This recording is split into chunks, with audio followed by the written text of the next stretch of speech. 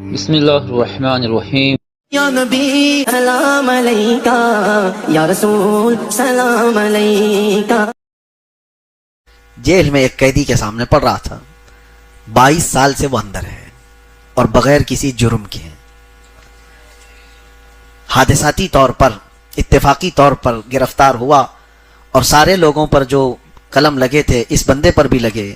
بیوی چھوٹ گئی، طلاق ہو گئی، بچے بھی ادھر سے ادھر ہو گئے۔ 22 سال میں دنیا بدل گئی۔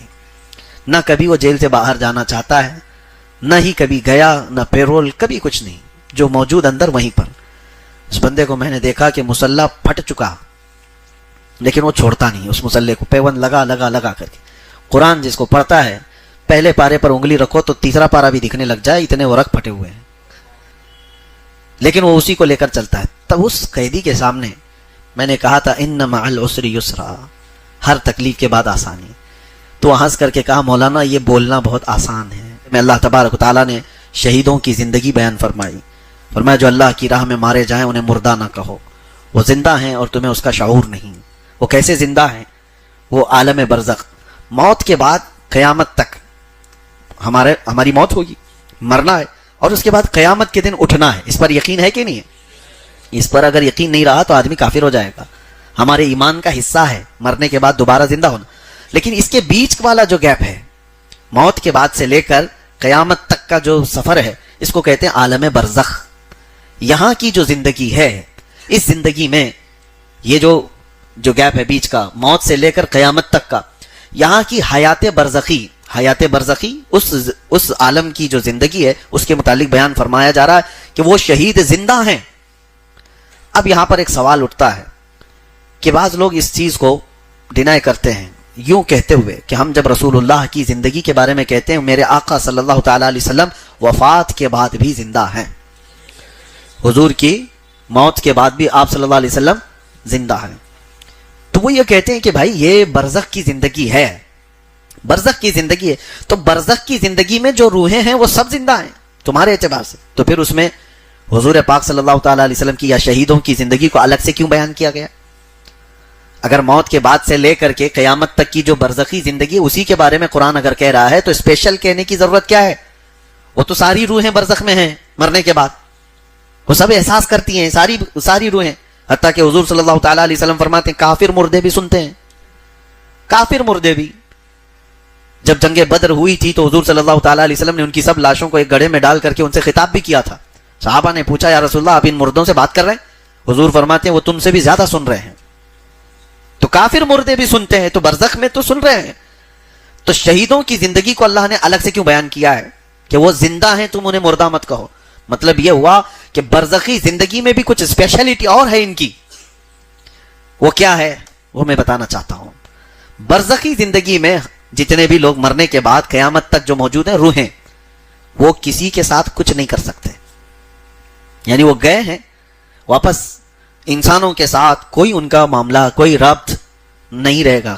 وہ دیکھ رہے ہوں گے، سن رہے ہوں گے، اس کے بارے میں تو حدیثیں ملتی ہیں کہ کافر مردے بھی سن رہے ہوں گے، دیکھ رہے ہوں گے، لیکن تمہارے ساتھ کچھ کر نہیں سکتے۔ سمجھ میں آ رہی بات؟ لیکن جو شہیدوں کی زندگی کو اللہ نے فرمایا ان کو مردہ مت کہو، مطلب یہ ہے کہ وہ عام مردوں کی طرح وہاں نہیں ہے، بلکہ وہ عالم برزخ میں اس حالت میں ہیں کہ اگر تمہیں ضرورت پڑی تو تمہاری مدد بھی کر سکتے۔ ان کی اسپیشلٹی یہ ہے کہ وہ کچھ اور زندگی کے ساتھ جی رہے ہیں۔ یہی زندگی کے قائل اہل سنت و جماعت ہیں کہ میرے آقا صلی اللہ تعالی علیہ وسلم اپنی وفات کے بعد بھی زندہ ہیں۔ زندہ ہیں کا مطلب عام لوگوں کی طرح برزخ میں زندہ نہیں، بلکہ حضور کی خصوصیت کچھ اور ہے کہ وہ دیکھ بھی رہے ہیں اور سن بھی رہے ہیں، اور ضرورت پڑے کسی کی تو مدد بھی کر رہے ہیں۔ یہ نقطہ آپ سمجھ کر کے چلیں، فرق ہے۔ اور اس کے بعد رب تبارک و تعالیٰ فرماتا ہے، یہ بہت اہم چیز ہے، آپ سن کے جائیں، وَلَنَبْلُوَنَّكُمْ بِشَيْءٍ مِّنَ الْخَوْفِ وَالْجُوعِ وَنَقْصٍ مِّنَ الْأَمْوَالِ وَالْأَنفُسِ وَالثَّمَرَاتِ۔ اللہ فرماتا ہے ہم ضرور تمہیں آزمائیں گے، کس سے؟ بھوک دے کر۔ وَلَنَبْلُوَنَّكُمْ بِشَيْءٍ مِّنَ الْخَوْفِ، پہلے ڈر سے، وَالْجُوعِ اور بھوک سے، وَنَقْصٍ مِّنَ الْأَمْوَالِ مال کو گھٹا کر کے تمہاری آزمائش ہوگی، وَالْأَنفُسِ وَالثَّمَرَاتِ اور کبھی کسی کی جان لے کر کے، اور پھلوں کی کمی کر کے، یعنی اناج غلے کی کمی کے ساتھ۔ 5 چیزوں کا ذکر ہوا ہے۔ ڈر کے ذریعے سے آزمائش، ڈر اور خوف پھیل جائے گا تمہارے درمیان تو یہ تمہاری آزمائش ہے۔ بھوک یہ آزمائش، اللہ تعالیٰ فرماتا ہے ہم تمہیں آزمائیں گے بھوک سے، اور کبھی کسی کی وفات ہو جائے گھر میں، کسی کی جان چلی گئی تو یہ تمہاری آزمائش کا وقت ہے۔ کہا گیا ہے کہ اللہ تبارک و تعالیٰ فوراً فرشتوں کو بھیجتا ہے، اس گھر میں جاؤ، دیکھو اس کے بھائی کا انتقال ہوا، بہن کا انتقال ہوا، ماں کا یا بھائی باپ کا، وہ لوگ میرے بارے میں کیا کہہ رہے ہیں۔ فرشتے سب کی باتیں سن کر کے اللہ کی بارگاہ میں جاتے ہیں اور کہتے ہیں جو کہہ رہے تھے، یا عورتیں جو ماتھا پیٹ رہی، نوحہ کر رہی، ماتم کر رہی، ان کی بھی باتیں پہنچائی جائیں گی۔ جو یہ کہتی ہیں کیا میرا ہی گھر ملا تھا اللہ کو، معاذ اللہ رب العالمین، یہ کفریہ الفاظ ہیں، آدمی کافر ہو جاتا ہے۔ اور یہ باتیں جب فرشتے رب تعالیٰ کے حضور کہتے ہیں تو اللہ تعالیٰ فرماتا ہے تم گواہ ہو جاؤ فرشتوں، انہوں نے میرے بارے میں جیسا گمان کیا اب میں ان کے ساتھ ویسا ہی سلوک کروں گا۔ دوسرے کچھ وہ گھر ہوں گے جو صبر والے، استقامت والے، فرشتے ان گھروں سے بھی جا کر کے اللہ کی بارگاہ میں یوں کہیں گے کہ رب تعالیٰ ان کے گھر میں ان کے بھائی کی موت ہوئی، ماں کی یا بیٹی کی، کسی کی موت ہوئی، لیکن ہم ان کے گھر گئے تھے تو وہ صرف اتنا کہہ رہے تھے انا للہ و انا الیہ راجعون، ان کے ہاں شکایتیں نہیں تھیں۔ تو رب تعالیٰ فرماتا ہے فرشتوں تم گواہ ہو جاؤ، ان کے گھر سے میں نے ایک جان لیا، اس سے بہتر نعمت ان کو ان کے گھر میں عطا کروں گا، ان کو نعم البدل دیا جائے گا۔ بیماری پر بھی فرمایا گیا بیمار بندہ کیا کہتا ہے، فرشتے سن کر اللہ کی بارگاہ میں عرض کرتے ہیں اگر صبر اور استقامت کی باتیں کر رہا تھا تو رب تعالیٰ فرماتا ہے فرشتوں اس سے بہتر خون اس کے جسم میں دوں گا، اس سے بہتر گوشت اسے عطا کروں گا۔ بیماری، یہ صبر اور یہ آزمائش کے وقت ہوتے ہیں، یہ ہمارے لیے بولنا بہت آسان ہے، پریکٹیکلی بہت مشکل ہو جاتا ہے۔ میں نے ایک آیت جو ہم ہمیشہ پڑھتے ہیں ان مع العسر، یہ آیت دو بار آئی ہے، ان مع العسر یسرا، سورہ علم نشرہ میں ہے، جس کا مطلب ہے ہر تکلیف کے بعد ایک آسانی نہیں، دو آسانی ہیں۔ مفسرین نے فرمایا یہ آیت دو بار آئی ہے، ہر تکلیف کے بعد دو آسانیاں ہیں۔ تم تکلیف میں نہیں ہو، سمجھ میں نہیں آ رہا ہے، جس پر تکلیف ہوتی ہے اس سے جب کہا جائے تو جھنجلا جاتا ہے کہ کب آئے گی وہ۔ میں یہی آیت جیل میں ایک قیدی کے سامنے پڑھ رہا تھا، 22 سال سے وہ اندر ہے اور بغیر کسی جرم کے، حادثاتی طور پر، اتفاقی طور پر گرفتار ہوا، اور سارے لوگوں پر جو قلم لگے تھے اس بندے پر بھی لگے، بیوی چھوٹ گئی، طلاق ہو گئی، بچے بھی ادھر سے ادھر ہو گئے، 22 سال میں دنیا بدل گئی۔ نہ کبھی وہ جیل سے باہر جانا چاہتا ہے، نہ ہی کبھی گیا، نہ پیرول، کبھی کچھ نہیں، جو موجود اندر وہیں پر۔ اس بندے کو میں نے دیکھا کہ مسلح پھٹ چکا لیکن وہ چھوڑتا نہیں، اس مسلح کو پیون لگا کر کے۔ قرآن جس کو پڑھتا ہے پہلے پارے پر انگلی رکھو تو تیسرا پارا بھی دکھنے لگ جائے، اتنے وہ رگ پھٹے ہوئے ہیں، لیکن وہ اسی کو لے کر چلتا ہے۔ تب اس قیدی کے سامنے میں نے کہا تھا ان مع العسر یسرا، ہر تکلیف کے بعد آسانی۔ تو ہنس کر کے کہا مولانا یہ بولنا بہت آسان ہے، ہم تو 22 سال سے انتظار کر رہے ہیں کہ وہ تکلیف کے بعد آسانیاں آئیں گی کیسے۔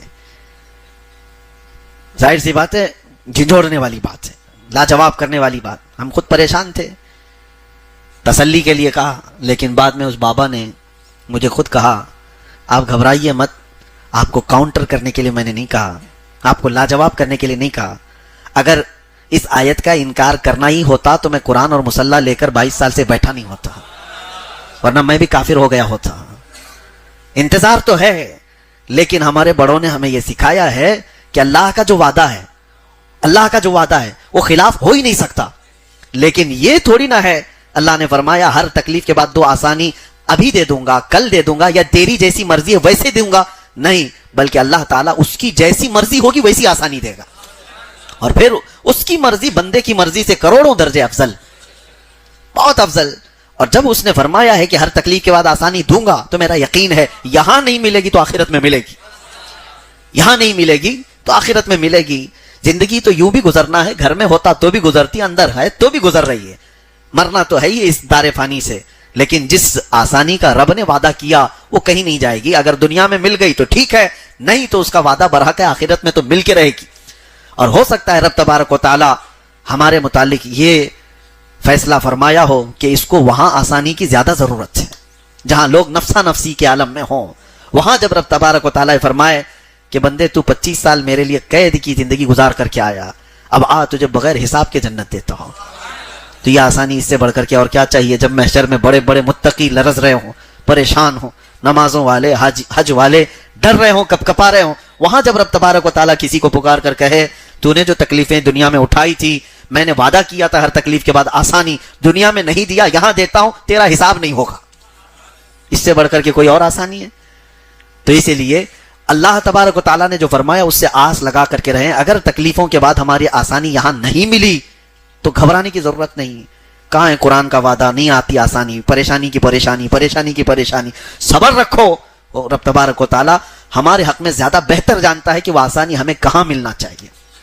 اور ایک بات بتاؤں، چلو آپ تو چاہتے ہیں کہ یہی آسانی مل جائے، میں ٹھوکر کھایا ہوں، نقصان اٹھایا ہوں، بڑی پریشانی میں ہوں، اور اللہ فرما رہا ہے ایک تکلیف کے بعد دو آسانی اللہ نے دے دیا۔ یہاں پر تم کو دو آسانیاں نہیں، چار آسانیاں دے دیا، مال بھی دے دیا، انعام بھی دے دیا۔ تمہیں اگرچہ سمجھ میں نہیں آ رہا ہے، تکلیفوں کے بعد اللہ تعالیٰ نے آسانی دیا ہے، لیکن تمہیں اگر لگ رہا ہے کہ نہیں ملی ہے تو سوچو جس وقت موت کے بعد قبر کی زندگی شروع ہو اور قبر میں سخت گیر فرشتے آ جائیں اور پھر نمازوں کا، روزوں کا، ساری چیزوں کا ہمارے سامنے کھول دیا جائے، پھر عذاب کے لیے وہ فرشتے تیار کھڑے ہوں، اس وقت مجھے بتاؤ اگر یہ اعلان ہو جائے کہ فرشتوں ہٹ جاؤ، اس کی تکلیفوں کے ہر تکلیف کے بدلے دو آسانیاں میں قبر میں اس کو دے رہا ہوں، تو بتاؤ اس سے بہتر جگہ تمہیں اور کوئی ہے؟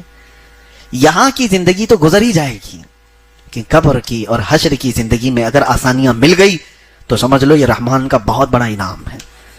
اور اسی لیے دعا یہ کرو کہ اللہ تبارک و تعالی، ہاں یہ حدیث میں ہے، کچھ بندے ایسے ہوں گے قیامت کے دن، اللہ تعالیٰ فرمائے گا پہاڑ جیسی اس کی کچھ نیکیاں، اسے کہا جائے گا یہ تیرا ہے، وہ کہے گا اتنی نیکیاں تو کیا نہیں تھا مولا میں، تو رب تعالیٰ فرماتا ہے تو روزانہ دعا مانگتا تھا اور تیری ہر دعا میں نے دنیا میں دی نہیں، لیکن جتنی تو نے مانگا وہ سب میں نے آخرت کے لیے جمع کیا تھا، اور یہ وہ ہیں جو میں نے تجھے دنیا میں نہیں دیا تھا وہ سب یہاں پر ہے، یہ لے جا اور جنت میں داخل ہو جا۔